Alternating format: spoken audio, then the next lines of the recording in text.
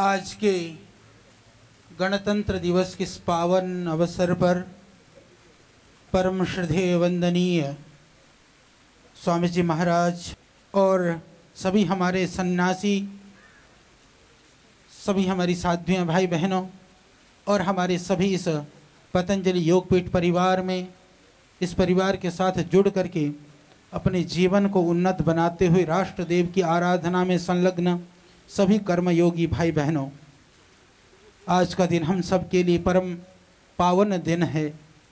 आज के दिन के लिए लाखों लाखों वीरों ने, शहीदों ने, क्रांतिकारियों ने अपनी आहुति देकर के इस देश को आज़ाद किया। उसके बाद में हमने इसे एक गणतंत्र स्वतंत्र देश के रूप में, हमने राष्ट्र के रूप में हमने पाया।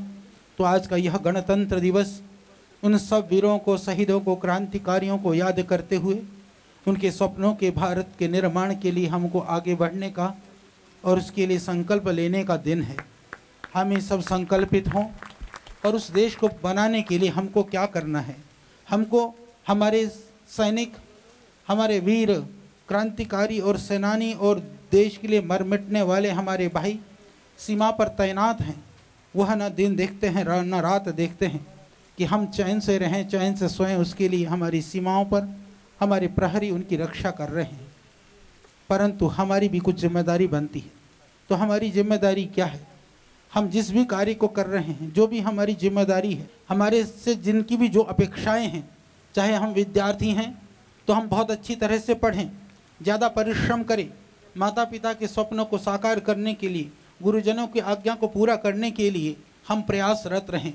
इसी तरह से यदि हम कोई कर्मचारी हैं, चाहे छोटा से छोटा भी काम करते हैं, उसको हम इतने अच्छी तरह से करें कि आपको कार्य कराने के लिए दूसरे व्यक्ति की आवश्यकता न हो, अपितु आपके कार्य को देख करके लोग कहें कि क्या अद्भुत कार्य है, दूसरे लोग आपसे प्रेरणा प्राप्त कर सकें, आपसे लोग दूसरे सीख सकें। हमको ऐसा कार्य करना है। यदि हम सब अपने कार्य की, कर्तव्य की जिम्मेदारियों को समझ सकें, यदि उसका सही निर्वहन करने का संकल्प ले सकें, उसके लिए पूरी निष्ठा, समर्पण और श्रद्धा के साथ साथ में पूरी ईमानदारी से यदि हम उसका निर्वहन कर सकें, तो मैं कह सकता हूं कि यह देश थोड़े ही समयों में यह विश्व गुरु बन सकता है। इसके अतिरिक्त इस देश को इन शहीदों और वीरों और क्रांतिकारियों के सपनों को पूरा करने के लिए देश को विश्व गुरु और देश को विश्व स्तर पर पहुंचाने के लिए दूसरा कोई मार्ग नहीं है। क्योंकि यह पतंजलि की भूमि, यह पवित्र भूमि, यह आध्यात्म भूमि है, यह क्रांतिकारी भूमि है, यह कर्म की भूमि है, यह तप की भूमि है, यह साधना की भूमि है। हमको कभी यह नहीं भूलना चाहिए। इस भूमि की परंपरा को, इस भूमि की उदात्तता को, इस भूमि की महानता को श्रद्धेय स्वामी जी के नेतृत्व में हम सब मिलकर के और आगे बढ़ा रहे हैं। तो हमको सच्चे सेनानी के रूप में, सच्चे सिपाही के रूप में हमको इस कार्य को आगे बढ़ाने के लिए साथ देना और उसके साथ में हमको संलग्न होना बहुत जरूरी है। समय निकल जाता है तो हमें स्मरण आता है, इतिहास बन चुका होता है, तब हमको पता चलता है कि जब इतिहास बन रहा था तब तो वहाँ हम भी थे। भाई हम तो थे, पर हमारा योगदान क्या था, हमको इसके लिए पहले से सजग होना पड़ेगा। अपना योगदान हम पहले से तय कर लें। उसके लिए अपनी शक्ति और ऊर्जा को हम पूरी तरह से पहले से नियोजित यदि हम कर लेते हैं, तो निश्चित रूप से उस इतिहास में हम साक्षी ही नहीं, उस इतिहास के लिए हम सहभागी बनेंगे। यह हमारा सौभाग्य होगा। यह पतंजलि का जो परिसर है आप देख रहे हैं, इससे पहले हमारी जो संस्था है 95 से हमने पतंजलि को एक दिव्य योग मंदिर ट्रस्ट के रूप में प्रारंभ किया था। और आप सबकी जानकारी के लिए मैं एक बात बताना चाहता हूँ, वो ऐतिहासिक भूमि है। स्वामी कृपालु देव जी महाराज बहुत ही क्रांतिकारी और आध्यात्मवादी संत थे। उधर स्वामी श्रद्धानंद जी ने अपने तपोभूमि के तहत विद्या के लिए एक अलग जगाया था, वैदिक शिक्षा के लिए और ऋषि दयानंद के स्वप्न को साकार करने के लिए। जिस ऋषि दयानंद ने कहा था कि जब अंग्रेजों का शासन था तो उस समय पर उन्होंने कहा था, डंके की चोट पर यह बात कही थी, स्वतंत्रता के लिए सबसे पहले बिगुल बजाने वाले स्वामी दयानंद ने यह कहा था कि कितना ही अच्छा क्यों ना हो, फिर भी विदेशी राज्य स्वदेशी के राज्य के बराबर नहीं हो सकता। यह कथन हम बाल गंगाधर तिलक के स्वराज की बात करते हैं, बाल गंगाधर तिलक जी से पहले ही स्वामी दयानंद ने कहा था, स्वाधीनता की बात जो कही थी। तो इसीलिए हमें ये बात को कभी नहीं भूलना चाहिए। हम उसी ऋषि दयानंद के उस परंपरा के हम सब अनुगामी हैं।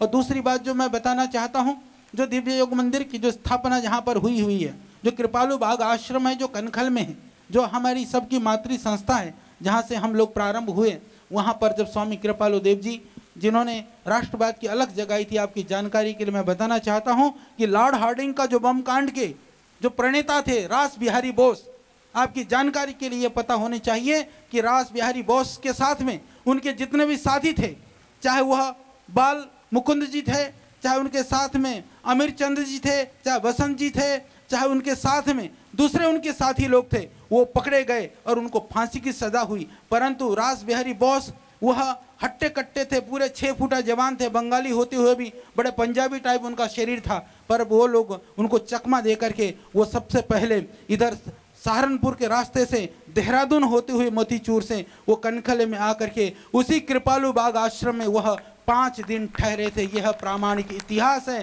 मैं इसको इसलिए बता रहा हूँ, उस समय पर अंग्रेजों ने उनके ऊपर, क्योंकि सारी सब कुछ का जो संगठन करता वो रास बिहारी बोस ही थे, उनको पकड़ने के लिए अंग्रेजों ने उस समय पर 3 लाख की जो इनाम राशि घोषित कर दी थी कि जो उनको पकड़ लेगा या उनकी सूचना देगा उसको 3 लाख रुपया दिया जाएगा।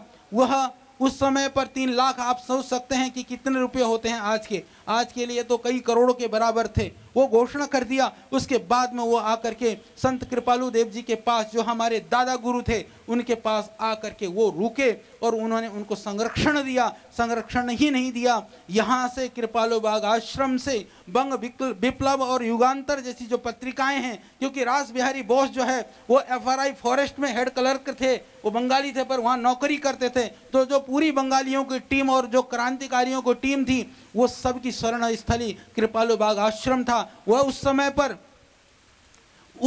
पर इस देश की आजादी के लिए पतंजलि योगपीठ का योगदान है, यह मैं आपको बताना चाहता हूं। इसलिए मैंने उस योगदान की बात कर रहा हूं कि उस समय पर जब वो पुलिस CID पूरी तरह से स्वामी कृपालु देव जी के पीछे लगी थी, उस समय पर भी उन्होंने क्रांतिकारियों को शरण दे करके इस देश को आजाद कराने के लिए अपने कर्तव्य और जिम्मेदारी का निर्वहन किया था। उसी परंपरा में श्रद्धेय स्वामी शंकर देव जी हुए। शंकर देव जी के बाद में श्रद्धेय स्वामी रामदेव जी हमारे मध्य में हैं, ये उसी परंपरा के हैं। यदि शिक्षा की परंपरा की बात करें तो ऋषि दयानंद के हम शिष्य हैं। यदि आश्रम परंपरा की बात करें तो स्वामी कृपालु देव जी की परंपरा के हम शिष्य हैं। इसीलिए आप सब उसी परंपरा के लोग हैं। इसीलिए अपनी परंपरा और अतीत को कभी मत भूलना। उस परंपरा और अतीत को याद रखोगे तो मेरे भाई आप कभी विचलित नहीं हो सकते, कभी कमजोर नहीं हो सकते, कभी दिनहीन नहीं हो सकते और कभी कामचोर भी नहीं हो सकते।